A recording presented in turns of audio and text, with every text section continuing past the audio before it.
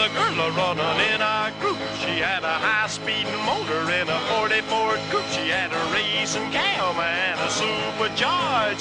Look at Buddy, hot rod at large. She's a hot rod. She's a hot rod. She's my hot rod.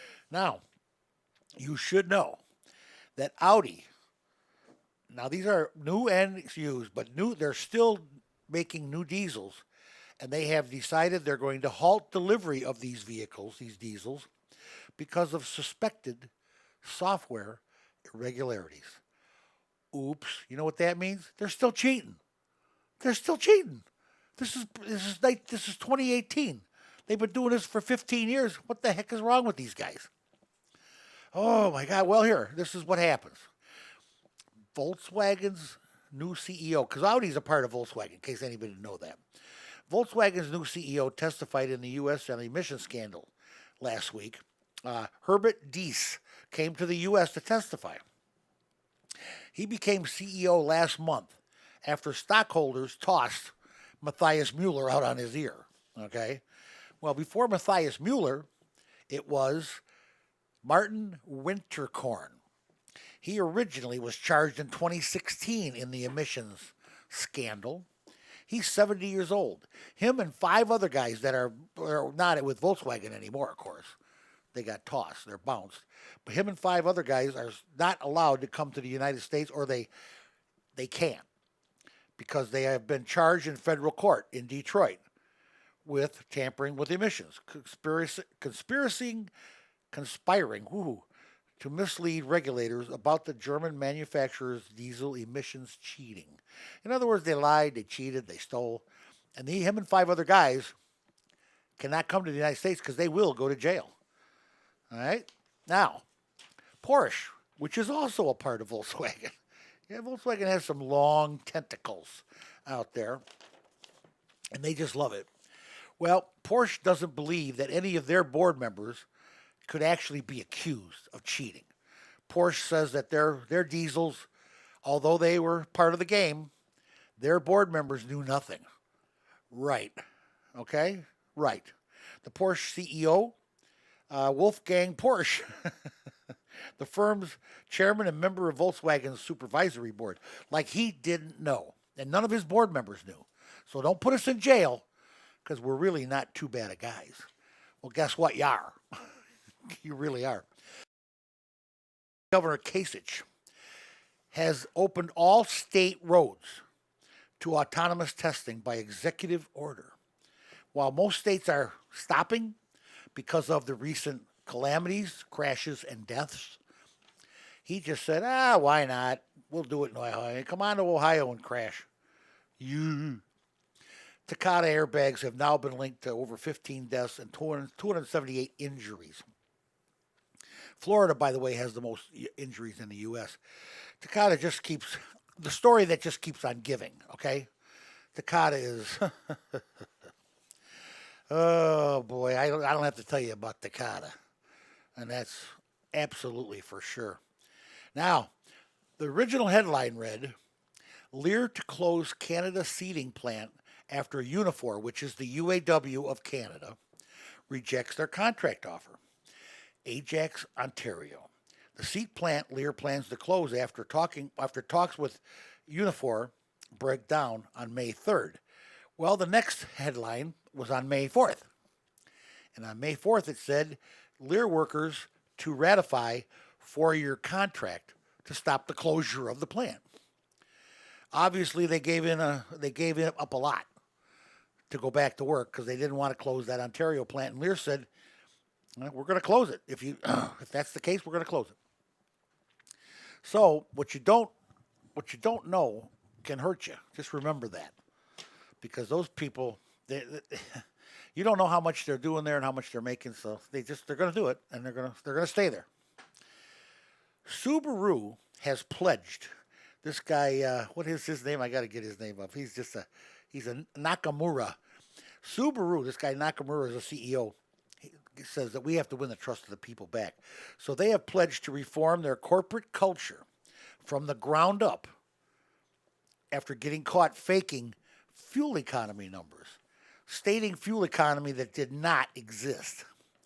Now, this started, they got caught in 2012, okay? And that's when this whole culture of lying, and again, lying, cheating, and stealing was going. Of course, it's in the automotive business. They might have learned from Volkswagen, who knows? But rumors are it goes back to 2002. There's no records available going back to 2002. So we really don't know if they're lying to us or not. Pretty cool, huh? Well, we know they're lying to us. They want to sell the cars. So they tell you, oh boy, you got all this gas mileage you're going to get. Well, you're not going to get it. Not from a Subaru, trust me. And how are you? I'm doing good. Just want to let you know about a couple car cruisings we got going on. Cool. On Friday nights, we are doing a cruise-in at Verona Pizza in Portage, 3365 Willow Creek Road. You know, I'm going to have to come out and to that. that goes one. from... I've never had a Verona Pizza. That goes good? from... Yes, it's very good. Good. That one goes from 5 p.m. till 9 p.m. Cool. And then also, starting tomorrow night, we are doing a cruise-in at Texas Corral in Portage. All right. Where's the And Texas? that one's going to be from 5 till 8. Very nice. Very nice. Who's this organized by? It is actually organized by Texas Corral, and they just asked me to come in and help them get it going, so Well, that's we great. can keep cruising alive. Well, Scott, I'm glad you called and let us know about that. That's some good stuff. I'm impressed. I might come out there to try that. I know the Texas Corral. I've eaten there. They're good. They're very good. And Verona Pizza I've never had. I got to try it. Yeah, the Verona Pizza one, it's every Friday night from 5 to 9. And the Texas Corral, like I said, tomorrow night is the first night, but it will be every Thursday night from 5 till 8. Well, cool. I'm glad, and I hope you get a lot of good cars out there. I hope it really catches on. I want to come out and check it out. We hope so, too. We hope to see you there. All right, buddy. Thanks for calling. Kind of stuff, and you're a good buff for him, and you're a good man for him. But they said this Tesla that killed these teens in Florida went off the road. Now, they haven't decided what exactly was causing it yet. But it couldn't have been an autopilot. It was an autopilot. It seems like it was typical high rate of speed. So, I mean, it was your typical driving too fast kind of accident. Typical teenager thing. But the concern is obviously how, were they trapped in the car? I know recently there was some discussion, for instance, about the idea. One of the guys talked to Elon over Twitter. He said, one of the things that happens is when the car has an accident, I can't get to my information in the glove compartment. So one of the new neat features that they added in the firmware update is, okay, no problem. When you get in a car crash, your glove compartment opens now. So, I mean, stuff like that where it's like, okay, that's something we didn't think of, and that makes sense, and now your glove compartment. Well, they're upgrading things. So, I know, and there's another story to be told about the first responders have a 41-page manual on dealing with electric vehicles when they crash. Right, and that's also a concern is that obviously we have to treat an electrical fire different than a gasoline fire. But that's all about prevention. That's all about training and things like that. So, but there's different processes to getting somebody out of a. You think gasoline burns hot? Lithium ion burns. Lithium burns very hot. Well, as a guy with a gull-wing car vehicle, a gull-wing doored vehicle, I want to make sure they know how to get us out of there if that happens. Well, absolutely. They got to pry them open. Right. The jaws of life is a whole new meaning when it's gull wing. Well, that's like the great story about Johnny Carson. When he was one of the first DeLorean owners, and they put electric locks in there. And his car died, and he couldn't get out. So Johnny Carson got trapped in his DeLorean. So you can bet that got fixed really quick. Oh, baby! Now the newest crash, a Tesla that was using autopilot, slammed into the rear of a fire department mechanic's truck, whatever, at a stoplight in South Jordan, Utah. Now this was the fire department's mechanic, and they said there was no braking obvious, no screeching. And no tracks on the ground, 60 mile an hour. And it was an S model with autopilot. It was running on autopilot.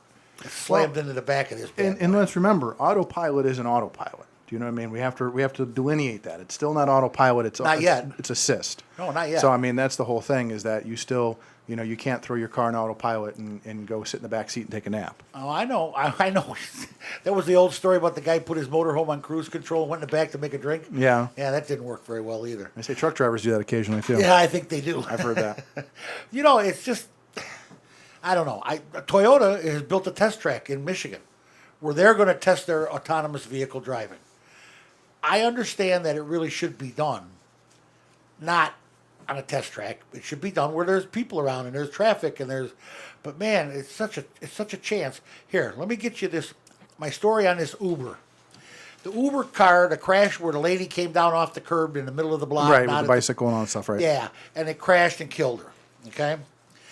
Well, they're done with the testing, the NTSB, and they have decided that specifically that software chooses the software that chooses what objects to attend to and which to ignore was to blame for that. So it was a software glitch. Right. And that puts the blame squarely on Uber. Right. That's Uber's fault. So I don't, what are you going to do with that? Well, and there's also that question about, so for instance, let's say, and one of the things I was thinking about earlier was the idea of, let's say a dog runs out into a busy highway. Your car has to make a decision. Do we slam on the brakes, or do we, is it curtains? Get rear-ended. What I'm saying is your car has to decide what's the greater risk. Does it looking behind it and going, okay, there's no cars behind me, I can slam on my brakes because I don't know what's in front of me? Or does it say, look, I'm in traffic, everybody, if I slam on the brakes for something we don't know if it's a dog, a human, or a tire, if we slam on the brakes, now we're causing a multi-vehicle accident. So you're actually asking your car's computer to make that decision. Right. And that's the question is should the computer make the decision or should the person? And when the computer makes the wrong decision, who's responsible? That's always the question. Exactly. Well, in this case, it was Uber.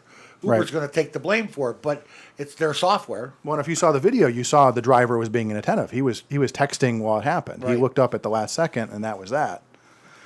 But that car should have stopped. Right. No, you're absolutely right. That car, he should have been able to stop that car. The car should have stopped itself and scared the heck out of that attending driver, of course. But are we going too fast, too much too soon? Are we going electric vehicles? I think for some reason, and especially your buddy Elon has all these great investors he's got to please. Musk and Google and Apple, you'd be surprised what he's about to tell you. Well, you had talked about California a little bit about the fleet, and you talked about Apple and Waymo. But one of the things is that the number one user of autonomous cars in California right now is GM. So they have the GM Cruise system. And so, we were talking about during the break about the idea of, so Edmunds just came out with an article yesterday, and it was talking about the three different systems. So we always talk about Tesla and autopilot, but there's two other systems that Edmunds looked at. The one is the Cadillac. So GM has what they're calling Cruise. So that's their version of autopilot, and the Cadillacs are calling it the Super Cruise. And then Nissan has their own version called the ProPilot Assist. So, this idea, that was the thing about Elon, is he's always got that sort of Damocles over his head, where if I don't keep ahead of the curve, GM, and we talked last time about Porsche and BMW, everybody's right on his tail. Do you know what I mean? I know, and that's probably one of my drawbacks on the whole thing is, if we're going too fast, are we just reckless? Are we recklessly going forward? Right. Let's get the electric cars right first, and then drive autonomously. I mean, right. Well, and that's sort of the thing is, with Cadillac, for instance, we talked about how they used to always try to be out of the curve with bells and whistles and things like that. So, I think the idea that even, Cadillac is installing the similar type of system, I think it gives it some sense of validation, that it's not just sort of an Elon Musk sort of, experiment. The fact that Cadillac and Nissan are working on it as well also kind of goes to show that it's going to be a mainstream issue, and like we keep talking about, it's just a matter of balancing the safety aspect and also the regulation aspect. And as you mentioned, there are some states that have pulled the plug on it completely. I know Chicago is wanting to ban it completely. Oh yeah. And they actually went so far as one of the aldermen showed a clip of Back to the Future to show, like, that was 30 years ago, pal. It's, we've gone leaps and bounds since then. Oh, but absolutely. Then you talked about Kasich. So, I mean, there's a lot of, imbalance in regulation. So, but yeah, so the Edmonds talked about the Super Cruise and they talked about ProPilot, which sounds very similar to Autopilot. They actually rated the Cadillac Super Cruise as being more complete than Autopilot as far as features. Now, Cadillac and Nissan both are Right. a part of a huge corporation. Right. And they have the luxury of not so much taking their time, but developing it as it goes and Right. getting it right. Elon has got all these investors that are breathing down his neck. They actually want to throw him out as the head CEO, Right. because it's just not going right. And Cadillac and Nissan don't have that problem. Well, and they also have, teams with generations of, they have development teams, they have engineering teams with just generations of experience. And, I would assume that Elon probably didn't take a lot of GM and Ford's engineers when he started his company. He probably brought a lot of younger people in that don't have that background. I'm Well, sure he's yeah. got a good team, but I'm saying, Detroit is always going to be The big boys. the home of, the engineering and design. Technology. Right. Automotive technology is going to be Detroit, Right. synonymous with Detroit. But I mean, again, I think that gives it validation that this is the future. But the other thing that we're seeing now is that, we talk about GM Cruise, we talk about Apple and Waymo. I think what we're going to see is we're going to see vehicles, the average vehicle, they're going to go in two different directions.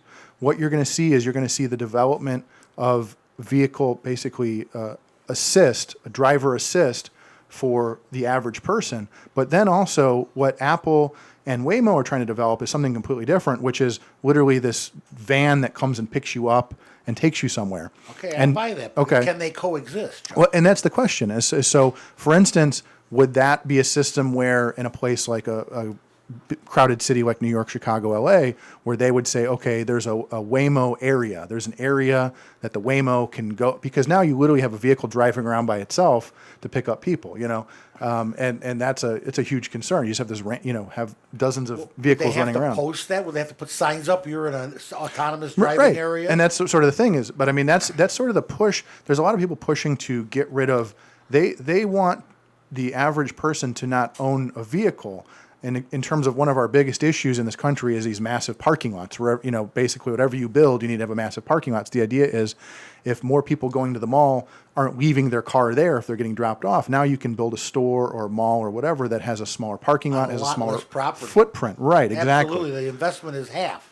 So now you're not just talking about a revolution in the way we drive our car. Now you're talking about a revolution in the way we lay out our cities and the way we build things. The way we exist, the way we shop. Right. The way we buy our groceries. And, just like today I sat in traffic and, that's one of the things is that, the goal here is that the autonomy will relieve some of the stress on our highway systems and it will change the way we do things. But also what I think we're going to see is we're going to see a change in, so for instance, in Chicago and I know in New York and Manhattan, they're pushing for things like this is basically they are trying to keep a single person in a single car out of the downtown area.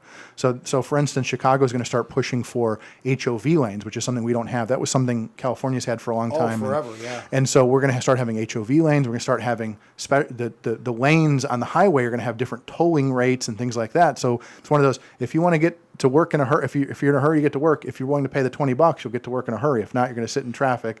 And that becomes a whole new list of class issues and things like that. More expensive. Right. But so that's the whole idea is I think what you're going to see is you're going to see a certain point where New York or LA or somebody's going to say, look, you can't come downtown unless you have 2 people in the car, 4 people in the car, or we're going to charge you $20 to drive downtown. They can actually, they need to do that in LA. Have So- you ever been there? No, oh my I've God, never. it's horrible. That's what I hear. I mean, I've seen it, and I've literally seen the Carmageddons there every time at holidays and stuff. But I'm saying that's sort of the idea. Is imagine where maybe instead of taking a train downtown or something, you go to a certain area and you get out of your car and you get in this little transit bus that takes you down to the loop area or something like that. Oh, And so now, exactly. and that's the whole idea. And now we're balancing the idea of your convenience. And that's one of the issues why public transit in this country has sort of been declining is because there is that convenience factor. Well, think of the ripple effect. Next time we talk, Chuck, you and I are going to talk about the ripple effect. Right. What's going to happen to lawyers, insurance companies, parking lot attendants? I mean, people that make parking lots. I mean, it's a whole new ball game Right. coming out. It's absolutely going to be, a major, major change in life as we know it. Right. And that's actually what they want. That's what Big Brother wants us to do. That's what somebody wants. There's money to be made somewhere. Oh, yeah, there is.